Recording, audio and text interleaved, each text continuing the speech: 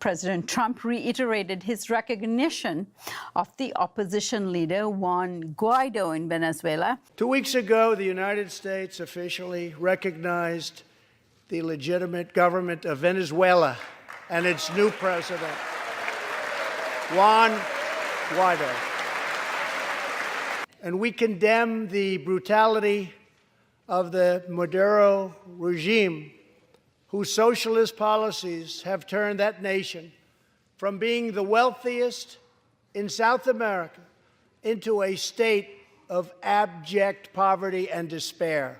Meanwhile, more countries recognize self-proclaimed Juan Guaido as the president of Venezuela and have pledged humanitarian aid to him for assisting Venezuelans. The U.S. has promised $20 million, Colombia $40 million, and Canada $53 million. Venezuela's President Maduro is rejecting the aid, saying we do not need charity. We want everyone to release Venezuelan government's billions of dollars that are held in assets all over the world. These funds have been used as sanctions against Venezuela, so it cannot assist its own people. The solution is in my report. What I told the Human Rights Council is that the financial blockade has had extremely adverse human rights impacts. Obviously, the origin of the current economic crisis is in the fall, the dramatic fall in the price of oil. But normally, you would be able to fix that. A country as wealthy as Venezuela should have been able to borrow money on its enormous natural resources, and then would have been able to buy and sell like anybody else. But no, the United States has made sure that because of the threat of enormous penalties to the U.S. Treasury, the banks have been closing the accounts of the Venezuelan government. In 2015, Obama introduced sanctions against the Maduro government. The sanctions were designed to make the people suffer by depriving them of food and medicine and depriving the government of money to run the country. That's what they were designed for, and that's been ongoing since. And if Venezuela is in a difficult place today, they can thank US sanctions for doing so. Yeah, what do we want? Are we against everything? No, we're not. We're actually in favour of democracy, and we think that people of Venezuela should decide their destiny, decide their future, and they should pick their president, and they shouldn't have them picked by the Americans. So I wonder if someone from we'll say Macron, supposing he had a row with Trump and he decides to nominate Saunders for President of America and then looks for backing and say, oh, we'll recognise him now. Until it's a fresh, we want elections straight away, we'd like him very quickly now in a couple of months. I mean, the notion that the Americans will actually pull a fellow out of the hat and say, here's the new president of America, of Venezuela, and the notion that Fianna Fáil would actually go along with him is unbelievable. I mean, I don't understand where these people come from. Are they living under a rock? Like, I mean, did they learn anything from supporting the intervention in Libya? Did they learn anything from the regime change effort in Syria? Did they learn anything from the demolition that they supported in Afghanistan by allowing Shannon to be used to destroy hundreds of thousands of lives in Afghanistan? Are Fianna Fáil ever going to learn anything? Is it any wonder that Leo is not even afraid of them? Deputy Daly. Thanks, Ceann Comhairle. I think there's something incredibly hypocritical in talking about undemocratic elections coming out of the mouths of the same people who've no problem at all in having any dealings with people who don't even bother masquerading that they're going to go through an election, the likes of Bin Salman, some of the other friends that the West has no problem engaging in. So what's the criteria of democracy now, according to the Irish government? Whatever the Americans decide on a certain morning, whoever they decide to back, well, that's all right, Jack, that's good enough for us. Now, Venezuelan economy is in a very difficult place at the moment. The recent visit by the UN Special Rapporteur made the point that modern-day economic sanctions and blockades are comparable with medieval sieges of towns with the intention of forcing them to surrender. 21st sanctions, not to bring a town, this is to bring a sovereign country to its knees. And that's what this effort at sanctions is attempting, and it's the Venezuelan people who are suffering as a result. But where are they? The poorest of them are out in the streets in their millions, standing by the government, difficulties and all, and there are huge difficulties. So what's the solution and what are we for? Venezuelan society is incredibly divided. Actually, you could say the opposition have been called, not exclusively, but in the main, it is in somewhat a revolt of the rich, but not exclusively. The society is incredibly divided. So there has to be talks, there has to be negotiations, but in order to do that properly, the sanctions themselves have to be called off. They have to be allowed to develop their economy without the blackmail of that situation continuing. And I think, you know, for us to take part in the undermining of a sovereign nation is a terrible indictment for us who almost, you know, in the same breath recognised 100 years of parliamentary democracy here in Ireland. It's absolutely shocking. Have we learned nothing? The U.S. is now threatening foreign financial institutions with sanctions if they do business with Venezuelan President Nicolas Maduro. Meantime, the State Department spokesman Robert Palladino attempted to school a room full of reporters on referring to Juan Guaido as the, quote, interim president of Venezuela. Take a listen. We have noticed in news coverage that some outlets are incorrectly referring to Juan Guaido as the opposition leader or the self-proclaimed president. Neither is correct. Relying on Venezuela's constitution, Juan Guaido became interim president of Venezuela on January 23rd. You're complaining because news outlets are calling him by a title that you don't think that he... Not a complaint, pointing out, just trying to correct. Well, it sounds like a complaint to me, and that seems pretty weak. He's the interim president, well, and we don't want to... You consider him to be the interim president, and as you say, 50 other countries outside of recognize him as the interim president. But there are more than 190 members of the United Nations, so your 50 countries is not even close to half. It's the time to act in support of democracy.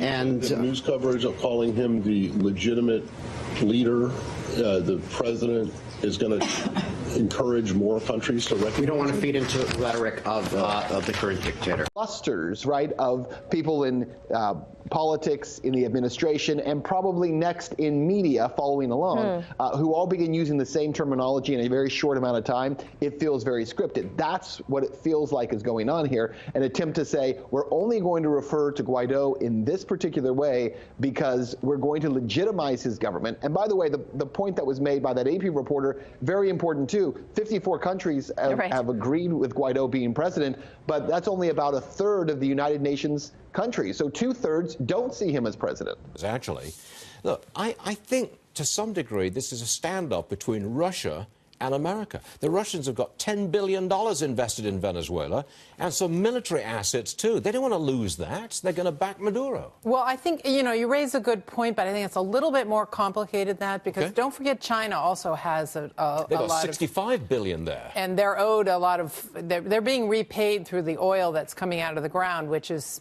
You know, they're bringing less and less oil up. But I think what's going to happen here and what we have to keep our eye on, we're stuck in the fog of war right now. The U.S. Secretary of State Mike Pompeo has slammed Russia for sending long-range bombers to Venezuela for a joint military operation. Moscow retaliated, saying Pompeo's statement was absolutely inappropriate. In a tweet, the U.S. top diplomat accused Russia and Venezuela of squandering public funds. We can now cross live to our correspondent Maria Finoshna, who's in the Venezuelan capital for us. Maria, what exactly has been said? Yes, hi, Nikki. I have to say that the spokesperson of Russia's president seemed indeed a little bit surprised with not very diplomatic comments of America's top diplomat, saying the US better mind its own business. This is what Dmitry Peskov had to say. This is a very undiplomatic step from the US Secretary of State. It's a serious accusation, pointed at the Russian government, and we believe it is not an appropriate statement. Talking about public spending, we do not agree with this. More on that, this is an inappropriate statement from a country which could feed the whole of Africa with half its military budget. We continue to seek dialogue with our colleagues and hope for Washington's readiness sooner rather than later. This response came after the US Secretary of State Mike Pompeo had claimed that sending 2 Russian military aircraft across Atlantic was a waste of money. These are his words. Russia's government has sent bombers halfway round the world to Venezuela. The Russian and Venezuelan people should see this for what it is. 2 corrupt governments squandering public funds and squelching liberty and freedom while their people suffer. This verbal exchange followed the deployment of 2 Russian strategic bombers here in Venezuela earlier on Monday as part of a broad military cooperation between Moscow and Caracas. We witnessed the arrival of 2 Russian white swans. Here's my report. Here it is, one of the 2 Russian Tupolev Tu-160 strategic nuclear-capable bombers has just landed here in Venezuela. Wow, spectacular! Spectacular! And fighter jets accompanying right there in the skies after an almost 13-hour flight, non-stop, long-range over Atlantic from the base in Russia's north. Wow, the 2 aircrafts have covered a distance of more than 10,000 kilometers, and they flew over Atlantic before they landed here in Venezuela.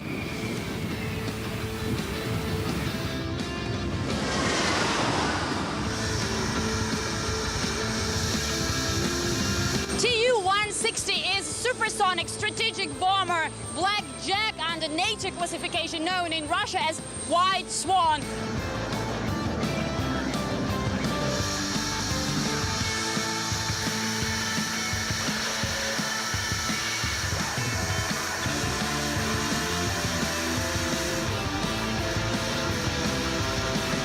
It is designed to deliver nuclear and conventional weapons and strike strategic targets. It may carry up to 12 missiles at once.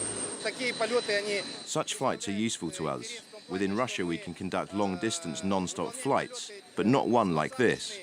The aircraft crossed an ocean and passed through different latitudes, which is useful for training and demonstrating aircraft reliability. This visit is part of a very close military cooperation between the 2 countries.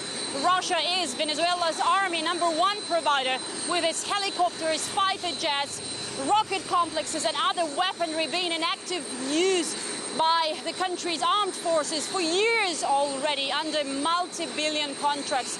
The country's defense minister has come to the airfield to personally greet the Russian pilots. Our armed forces have improved their combat readiness. We are constantly working to raise our game and ensure that we have a modern military capable of defending the country. Russia and Venezuela have already conducted numerous joint military drills. With Venezuela in the midst of political upheaval, the country's president has sent a warning to his people. Nicolas Maduro says they shouldn't trust the faked version of events in the country that the United States is trying to promote. He even went further, threatening the US with a second Vietnam-like war. Since they cannot fake Venezuela and Maduro having weapons of mass destruction to intervene against us, they now make up lies on a daily basis and false news to justify aggression against our country. Let's not allow another war like Vietnam in Latin America. If the government of the United States intends to intervene against us, they will have another Vietnam, worse than you can imagine. Hold on.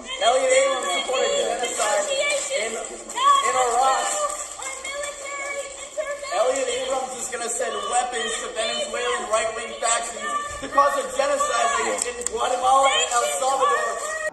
From Iraq to Libya to Venezuela, what usually preempts U.S. military intervention is the pretext of a humanitarian crisis. And right now, pretty much everyone speaks with authority about the fact that there is a human rights crisis caused by the Maduro government. What is surprisingly absent from the discourse is testimony from the human rights investigator designated by the UN to assess said crisis. Alfred de Zayas was the first UN investigator to go to Venezuela in 21 years. He has written 13 reports for the UN Human Rights Council, but his report on Venezuela was largely ignored. I spoke with Alfred to find out why. If you know a humanitarian crisis in Gaza and in Yemen and in Syria and in Sudan and in Somalia, you wouldn't say there is a humanitarian crisis in Venezuela. And at no point when I was walking the streets in Venezuela did I feel threatened, or did I see violence, or did I consider that this country was undergoing a humanitarian crisis. But I see human rights more and more being instrumentalized to destroy human rights. There is a weaponization of human rights. I see the rule of law being instrumentalized to destroy the rule of law, and unfortunately, the complicity of the mainstream media. To 2 counts of withholding information from Congress regarding your involvement in the Iran-Contra affair, for which you were later pardoned by President George H.W. Bush. I fail to understand why members of this committee or the American people should find any testimony that you give today to be truthful. If I can respond to that. It wasn't a question. That was not a question. I reserve the right to my time. It is not right. That was not a This question. committee can attack On February a witness 8th, who is not permitted to reply. That was not a question. Thank you for your participation.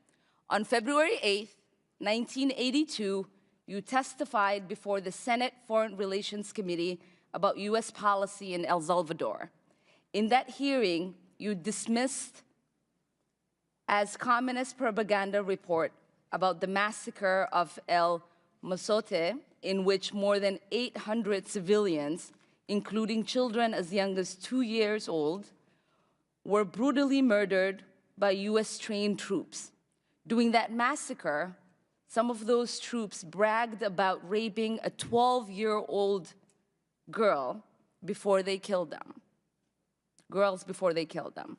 You later said that the U.S. policy in El Salvador was a fabulous achievement. Yes or no, do you still think so?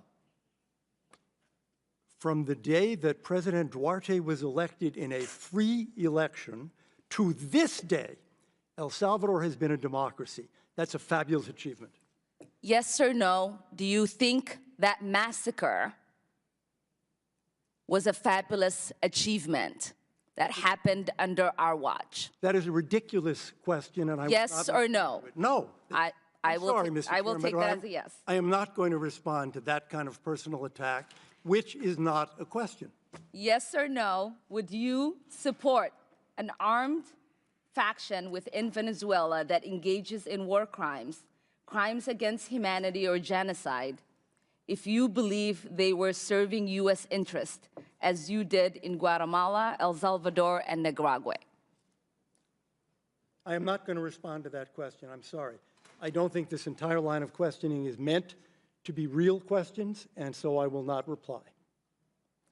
Whether under your watch, a genocide will take place, and you will look the other way because American interests were being upheld, is a fair question.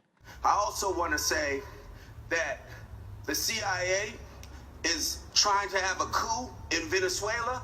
I haven't been watching since I've been here, so they might be doing it right now, and we should all be putting our voices out to stop the U.S.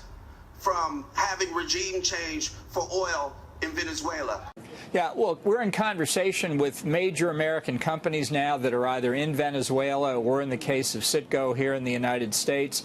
I think we're trying to get to the same end result here. You know, Venezuela is one of the three countries I call the troika of tyranny. It'll make a big difference to the United States economically if we could have American oil companies really invest in and produce the oil. Venezuela has the largest oil reserves in the world. It has an abundance of other natural resources, gold, bauxite, coltan.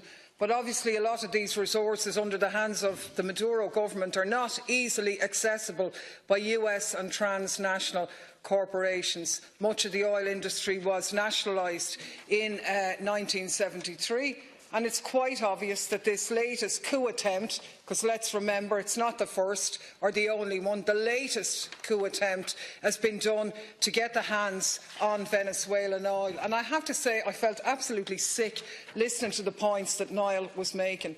It's not true to say that none of the opposition took part in the elections. Some of them did, and some of them recognised its fairness after all. But to whinge about elections not being fair and to support as an alternative somebody who assumed a position, who decided couldn't be bothered standing an election, comes along at the behest of their US puppet masters and says, do you know what, I'll be president.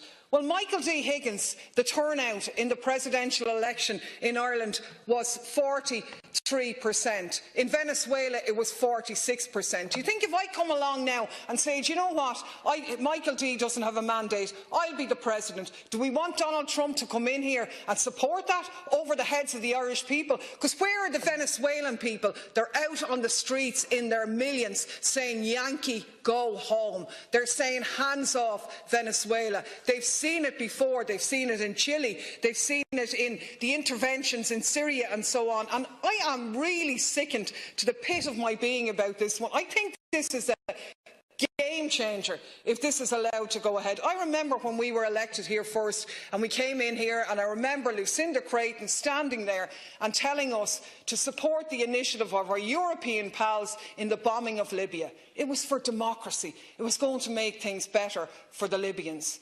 Look at the state of that country now. The amount of people who have been killed. The society is a basket case. It's in absolute disarray. We've been to Iraq. We've seen the aftermath of the slaughter of the intervention in Iraq. We've been to Syria twice in the last number of years and have seen the outcome of the intervention there. Will we please stop meddling in the business of other countries? I noticed Niall didn't say anything about the Italians or the Greeks or the people who stood by the elected government of Venezuela and said back off. They're not going to recognise the imposter Guaido. Now, there are enormous problems in the Venezuelan economy.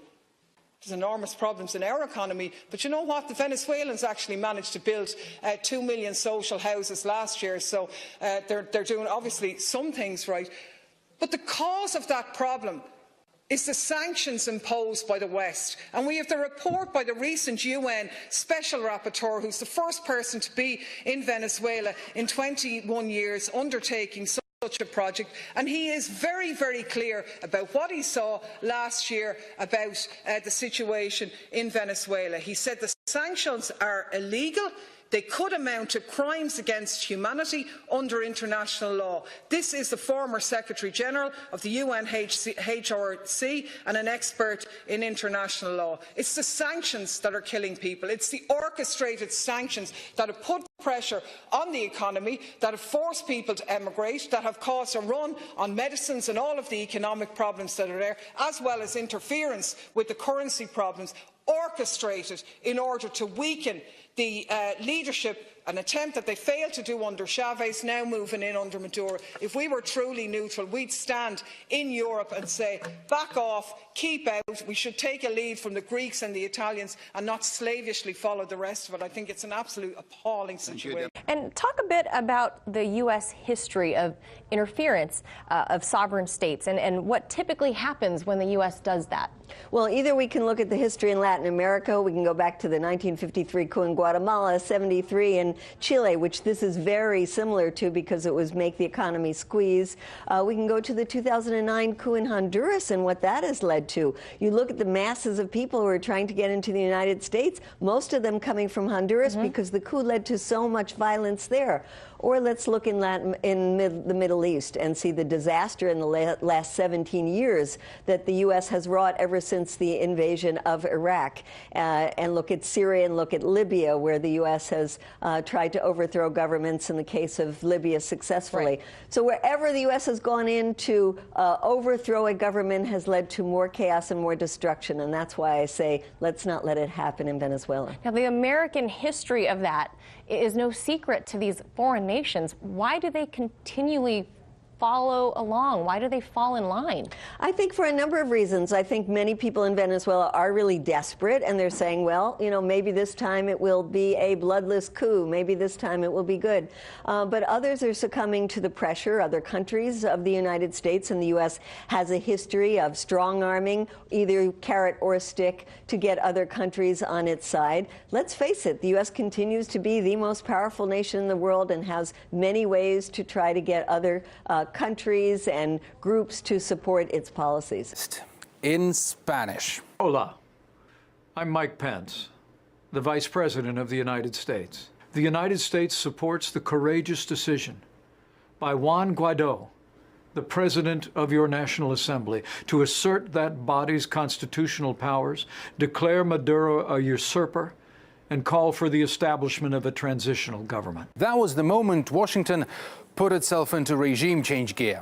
Since then, the U.S. heavily invested itself in the crisis. So how did it come to this, a thinly veiled admission of failure? After all, it looked so bright at the start. In mere weeks, Washington projected a no-name mob cheerleader into the international frame. Juan Guaido became the poster boy of the social upheaval, as his presidential ambition was quickly backed by America's allies. Brazil has just issued a note recognizing Juan Guaido as Venezuela's president. Juan Guaido. Juan Guaido. Juan Guaido. Juan Guaido. Juan Guaido. Señor Guaido. Señor Juan Guaido. Since then, though, America's plans started to go into a frantic nosedive. Maduro wasn't going anywhere, had and still has the army on his side, and his supporters showed the opposition didn't own the streets of Caracas. Then, a big ruckus with aid. The U.S. tried getting into Venezuela, and which Maduro didn't allow. Concerned Washington was using its old trick to smuggle guns to arm the mob, which clearly showed just who's still boss in Venezuela. The scandal and the brawling on the border eventually did absolutely nothing to move America's regime change train forward. Everything the U.S. brings to the border piles up there. Guaido is a poster president with no real power in the country. He himself is shuttling to and from Venezuela with little effect. Washington seems to have resisted the temptation to go for the ever-favorite tactic of sending a few thousand soldiers to escort the undesirable leader out of office, well, at least for now. The fact that the United States and a number of other countries, first of all regional ones, immediately recognized the new self-proclaimed interim president only means that they have directly participated in an artificial creation of dual power in Venezuela, which is fraught with chaos and a serious destabilization of the domestic political situation. His knowledge of Venezuela. You are totally illegitimate. Nobody elected Juan Guaido, and nobody legitimate appointed you. You are taking Venezuela down the path of a civil war. How dare you go to a civil war? What kind of patriot are you? And allow yourself to be manipulated by Donald Trump, John Bolton, and now Elliot Abrams, the ultra hawk. It is a very dangerous situation. We need negotiations, which is why we should be supporting Mexico and Uruguay in their call for negotiations. Don't follow the coup collaborators like this man right here. Say no to coups in the 21st century. Nuevo, Boris. Historically, we know that the US uses fake financial help in order to overthrow the governments of other countries. Venezuela is about to take financial help. They don't want to help economically, financially, to help with provision, with medicines, to help commercially. And on the 23rd of February, the whole world saw that they brought instruments of violence to Venezuela and not aid. I repeat, there is nothing new in this. They export violence to countries, but their plan won't work in Venezuela. We have decided to protect our country. President Donald Trump has put a face to the United States imperialistic policy. It's a policy of cheating and threatening those who do not submit to their wishes, instructions, and interests. Specifically, Venezuela is threatened every day. There's a right-wing extremist movement that previously tried being part of Venezuelan politics, but they don't have the love or support of the Venezuelan people because they did not manage to earn it the correct way, which is by gaining votes. They did not succeed. They did not win the love of the people, and so they've become this violent and extremist group. Humanitarian relief. We've got the armed teeth of the 18th Airborne Corps that is bearing down on Caracas and the very well-known places that Maduro hides out. We can target those pretty surgically. And then we need to protect Guaido, and we need to bring him into power. When did they did that? After he... They did that, this is roughly a month ago.